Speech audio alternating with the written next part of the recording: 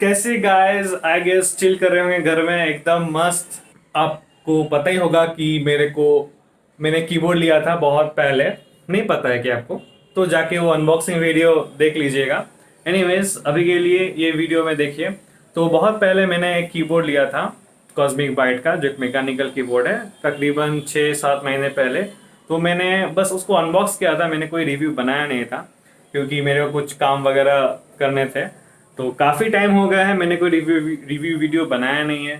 तो मैंने सोचा कि क्यों ना इसका रिव्यू वीडियो बना देते हैं। तो मैंने 6 महीने से इसको काफ़ी एक्सटेंसिवली मैंने इसको यूज़ किया है। तो मैं वो परफेक्ट बंदा हूँ जो आपको बता सकता है कि आपको ये कीबोर्ड लेना चाहिए कि नहीं लेना चाहिए। यार मैंने परफेक्ट बंदा बोल दिया। नहीं नहीं, मतलब मैं बता सकता हूँ कि आपको एग्जैक्टली ये लेना है कि नहीं लेना है। तो चलते हैं रिव्यू वीडियो में और डिटेल में।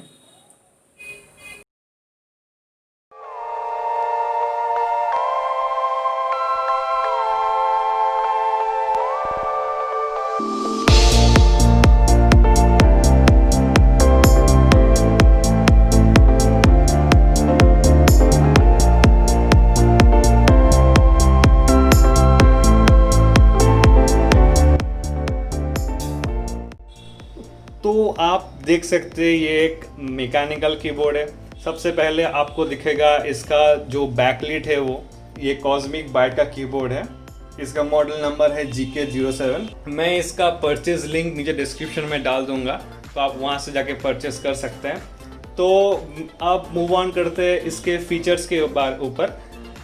तो पहले तो मैं एक चीज़ बताऊंगा, ये जो कीबोर्ड है इसमें चेरी MX का रिप्लिका यूज़ किया गया है। तो आप ये देख सकते हैं, ये एक चेरी MX के रिप्लिका है।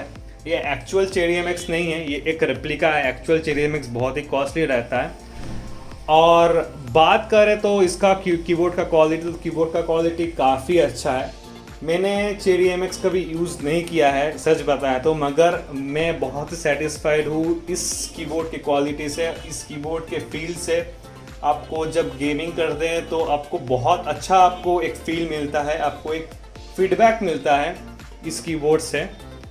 तो ये काफ़ी अच्छा चीज़ है, आप इन्जॉय करेंगे इसको टाइप करते हुए। जब भी आप टाइप वगैरह करेंगे आपको बहुत ही अच्छा लगेगा।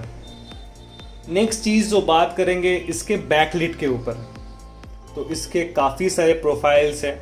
तो आप देख सकते हैं कि ये ऐसे मूव कर रहे हैं अभी। तो इसके बाद मैं अगर इसको क्लिक करूँ तो इसका प्रोफाइल चेंज हो जाएगा। तो यहाँ आप इसको ऐसे दबाएंगे तो ऐसे वेव हो जाता है इधर से उधर। तो आप मल्टीपल कीबोर्ड स्ट्रोक्स भी मार सकते हैं, तो वो भी काम करते हैं इधर। तो नेक्स्ट प्रोफाइल ये एक ऐसा है, ये मैं यूज़ नहीं करता ज़्यादा। और ये ऐसा है, ये भी मैं ज़्यादा यूज़ नहीं करता। और ये है नॉर्मल, ये मैं बहुत ज़्यादा यूज़ करता हूँ। और नेक्स्ट है ये भी मैं कभी कभार यूज़ करता हूँ। तो नेक्स्ट हम बात करेंगे RGB के ऊपर। तो मैं इसको आपको डिफ़ॉल्ट में दिखा देता हूँ। तो RGB के ऊपर आप देख सकते हैं जो कलर्स है ये फिक्स्ड है। अगर आपको ट्रू RGB चाहिए, मतलब है आपको हर एक की में अलग अलग कलर चाहिए, तो वो नहीं होगा। तो आप यहाँ ऊपर देख सकते हैं कि यहाँ बहुत सारे कीज़ हैं। मैं इस बैकलिट को पहले ऑफ कर देता हूँ। तो आप देख सकते हैं यहाँ बहुत सारे स्पेशल कीज़ हैं। तो यहाँ पे ये जो पोर्शन है आपके, ये मीडिया कीज़ है आपके, और ये वाले पोर्शन भी आपके मीडिया कीज़ है। ये दोनों सेट आपके मीडिया कीज़ है, ठीक है। तो सपोज़ अगर आपको फाइल एक्सप्लोरर खोलना है तो आप क्या करेंगे, आप ये वाला जो है फंक्शन की प्रेस करके ये वाला प्रेस करेंगे।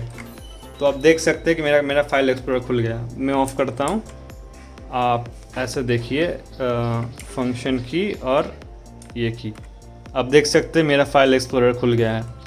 अगर मैं इसको ऑफ़ कर दूँ, मैं नेक्स्ट स्विच अगर मैं दबाऊंगा तो सर्च खुल जाता है, ठीक है। अगर नेक्स्ट में दबाऊं तो मेरा कैलकुलेटर खुल जाता है, ठीक है। F4 जो है आप देख सकते हैं कि मेरा मीडिया प्लेयर मेरा खुल गया। आपको जो डिफ़ॉल्ट मीडिया प्लेयर है, मेरा VLC है, तो मेरा VLC खुल गया। तो ऐसे ही और भी स्विचेस है, जैसे कि यहाँ नेक्स्ट का है, प्रीवियस का है, ये नेक्स्ट का है, ये प्ले पॉज का है, ये स्टॉप का है। तो यहाँ एक स्पेशल स्विच है जो है लॉक स्विच, आप यहाँ पे देख सकते हैं, ठीक है। तो इसका काम यही है कि आप अगर लॉक इनेबल करते हो तो कोई भी स्विच आपका काम करेगा नहीं। तो सपोज अगर मैं यहाँ अपना फंक्शन की डाल के ये वाला डाला, तो अगर मैं यहाँ पे कुछ करता हूँ कीबोर्ड से, देखिए मेरा कीबोर्ड काम नहीं कर रहा, कुछ भी कोई भी स्विच काम नहीं करेगा। इसका मतलब आपका कीबोर्ड एकदम लॉक हो गया है। तो इसको डिसेबल करने के लिए आपको क्या करना है, फंक्शन और ये। अब आप प्ले करो, देखिए प्ले हो गया। तो ये एक स्विच है, आप इसको पूरा कीबोर्ड को लॉक कर सकते हो। तो एक और स्विच है जो गेमिंग के लिए बहुत इंपॉर्टेंट है, वो है अपना विंडोज़ की। तो आपको अगर पूरे कीबोर्ड में लॉक नहीं करना है, सिर्फ विंडोज़ में लॉक करना है, तो आप फंक्शन की को यूज़ करके इसको दबाएंगे तो ये लॉक हो गया। अगर आप इसको फिर से दबाएंगे, देखिए मेरा विंडोज़ की काम नहीं कर रहा है, मगर बाकी सब कीज़ काम करेंगे। मेरा प्ले काम करेगा। और मैं दो और फीचर्स के ऊपर मतलब दो और स्पेशल कीज़ के ऊपर बात करूँगा, जो है मेरा ये एरो कीज़ के साथ जो है।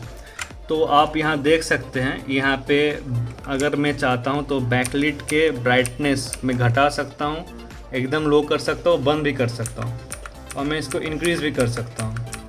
मैं एक और चीज़ बोलना चाहता हूँ कि इस चीज़ को रन करने के लिए कोई सॉफ्टवेयर की ज़रूरत नहीं है, आपको कोई ड्राइवर डाउनलोड करने के लिए डाउनलोड नहीं करना पड़ेगा, क्योंकि इसके साथ कोई सीडी भी नहीं आया था, कोई इंस्ट्रक्शंस भी नहीं थे कि डाउनलोड करना है ड्राइवर। आई गेस ये मैकबुक के साथ भी काम करता होगा, मगर विंडोज़ के साथ तो काम करता ही है।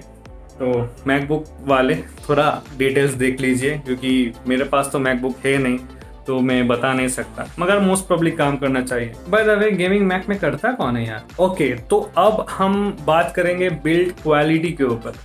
तो इसका जो बिल्ड क्वालिटी और केबल है यार, फिर से चलो तो बात करते हैं इसका बिल्ड क्वालिटी। इसका बिल्ड क्वालिटी काफ़ी अच्छा है। तो ऊपर का ये जो पोर्शन है एक्चुअली मेटल है, और साइड और नीचे का जो पोर्शंस है ये एक्चुअली फाइबर से बने हुए हैं। तो आप ये देख सकते हो, तो ऐसे इसको ओपन या क्लोज अप कर सकते हो। इसका केबल काफ़ी लंबा है। तो ये जो केबल्स है एक्चुअली ब्रेडेड केबल्स हैं। तो ब्रेडेड केबल्स इजीली मरोड़ते नहीं हैं, टूटते नहीं हैं, तो काफ़ी स्टडी केबल है। तो आप ये भी देख सकते हो, ये वाला पोर्शन भी काफ़ी मोटा है और काफ़ी स्टडी है। तो आप सुन सकते हैं कि कितना साउंड ये पैदा करते हैं।